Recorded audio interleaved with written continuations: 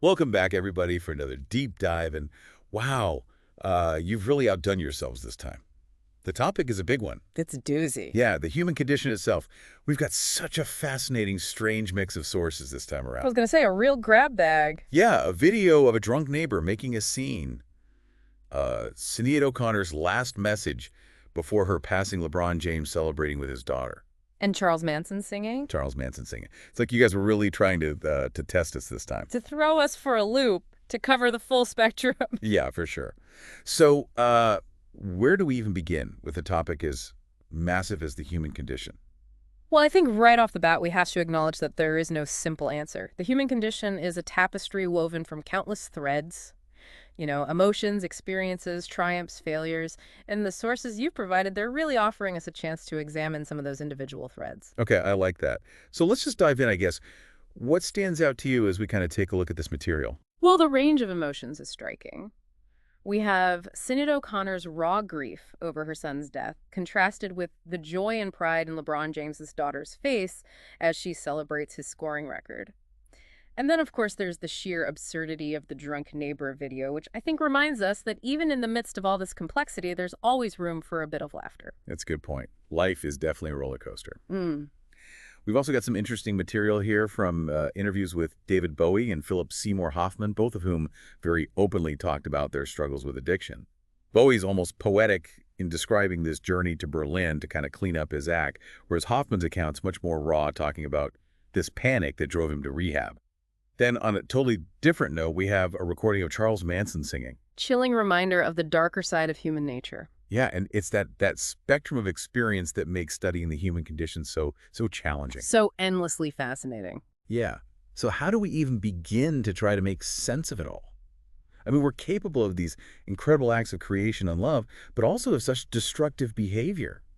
Does any of it even matter? The big questions. The meaning of life. Does it have an inherent purpose? Right. What is it all about? Are we just a cosmic accident? A blip in the vastness of time and space. Yeah. I don't think we're going to come up with any definitive answers today. But maybe exploring those questions, wrestling with that uncertainty, is part of what makes us human. I think that's a key part of it. The search for meaning is so integral to the human experience. We're constantly striving to understand ourselves and our place in the universe. But what if there is no inherent purpose? What if we're just making it all up as we go along? I mean, that's a possibility we have to at least consider. But even if there's no grand cosmic plan, that doesn't mean that our lives are meaningless. So you're saying meaning isn't something that's given to us, but something we create? Exactly. And I think that's both empowering and terrifying. It means we're not just passive passengers on this journey. We're the drivers, the architects of our own destiny. I'm starting to feel a bit like Alice down the rabbit hole. Yeah. But I have to say, you're really making me think about all this in a new way. That's the power of deep dives, isn't it? They push us to expand our perspectives and question our assumptions. Okay, so let's dig into some of these individual stories and see what they can tell us about what it means to be human. Where do we start? Well, why don't we begin with those two very different perspectives on addiction? David Bowie's almost poetic description of escaping to Berlin to clean up, and Philip Seymour Hoffman's brutally honest account of the panic that drove him to rehab. I think those two stories highlight something really important about the human condition. We all face demons. Yeah. These internal struggles Absolutely. that threaten to consume us. And how we choose to confront those demons, whether we run from them or face them head on, it can shape our whole lives. Right. It's almost like those choices, those moments of decision define who we are. They speak to our agency, the power we have to choose our path. Okay, I'm feeling a bit more optimistic now. But let's not forget about the other side of that coin, the Charles Manson recording. It's a stark reminder that human beings are capable of incredible darkness. Absolutely.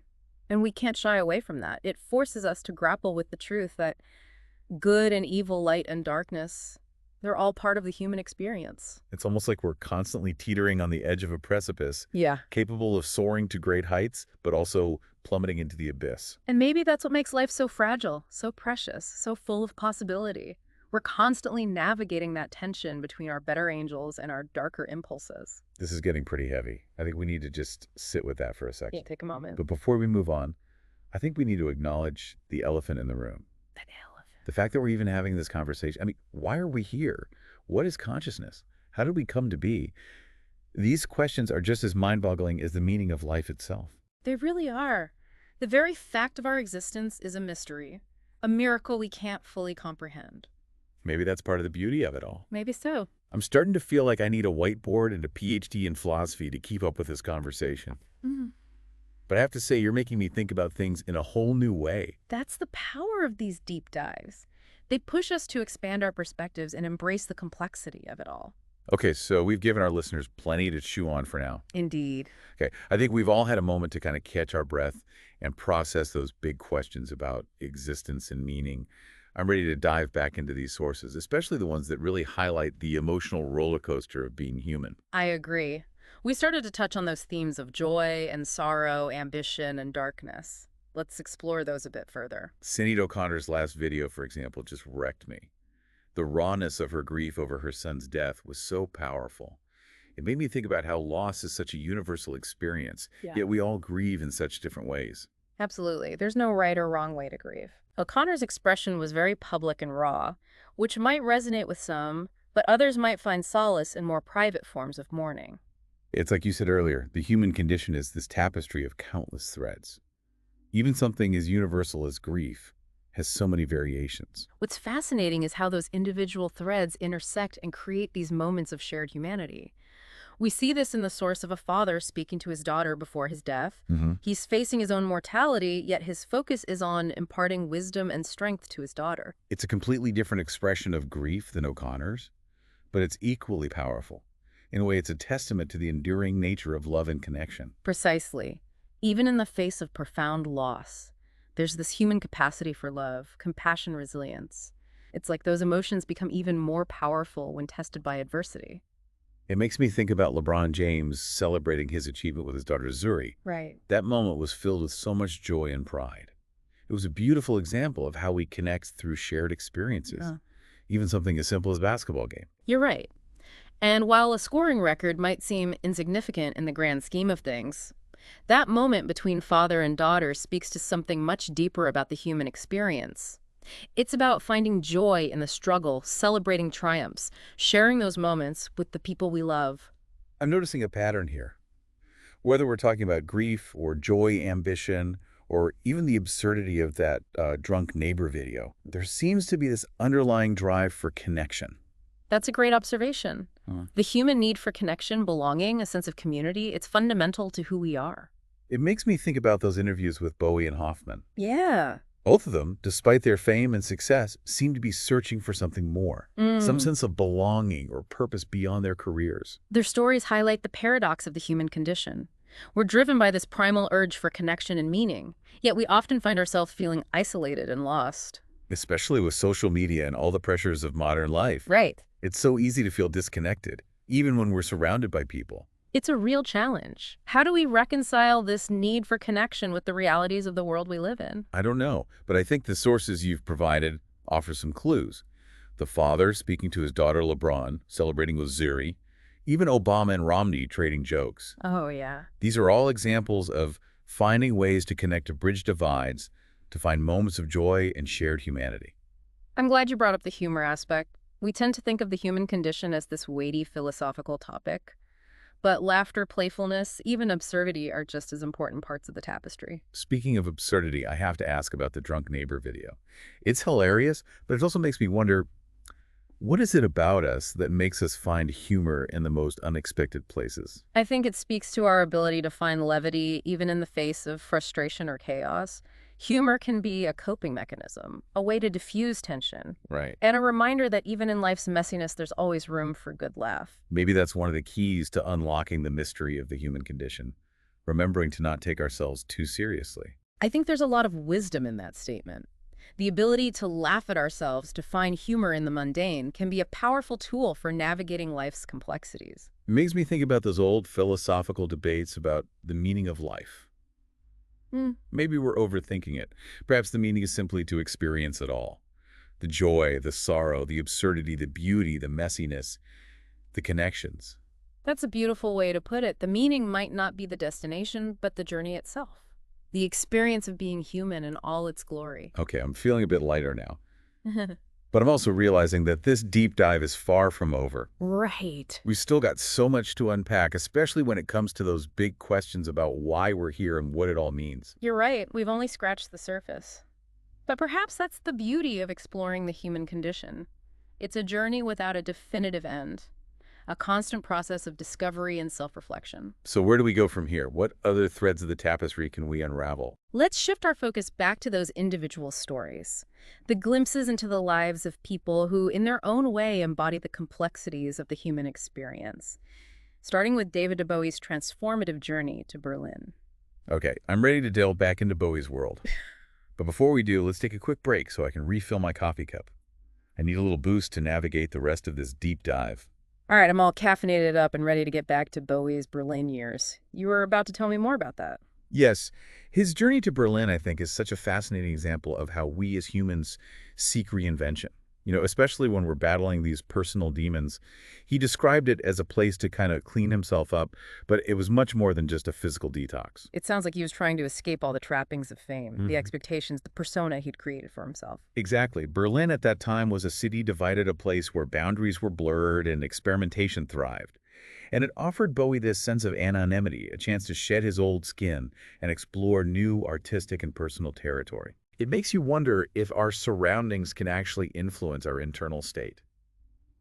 Did Berlin, in a way, help Bowie confront his addiction and rediscover himself? It's certainly possible. Our environment can have a profound impact on our thoughts, emotions, behaviors.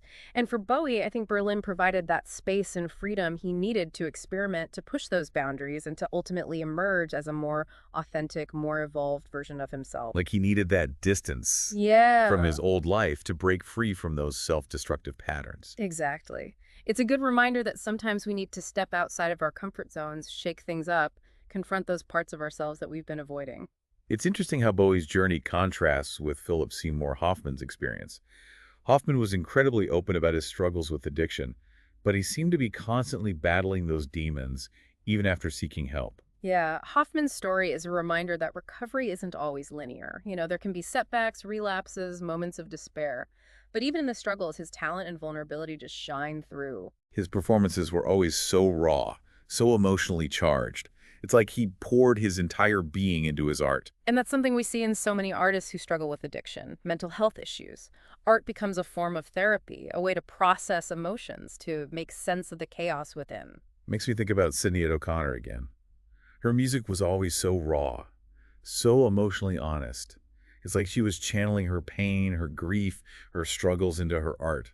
And that rawness connected with people. It's a reminder that even in our darkest moments, we can find ways to connect with others, to express ourselves, and to create something meaningful. It all comes back to that idea, the human condition being this tapestry of light and darkness, joy and sorrow. It's not about choosing one over the other, but embracing the entirety of the experience. Exactly. Acknowledging the full spectrum of human emotions, the complexities, the contradictions, the messiness of it all. And maybe finding a bit of humor along the way. Like that drunk neighbor spraying water everywhere. I mean, come on, you got to admit, it's pretty funny. It is rather absurd, isn't it? Yeah. But it also speaks to our ability to find levity in those unexpected places. Humor can be a coping mechanism, a way to diffuse tension, and just a reminder not to take ourselves too seriously. And sometimes humor can be a powerful tool for social commentary, like Obama and Romney creating jokes at that charity dinner.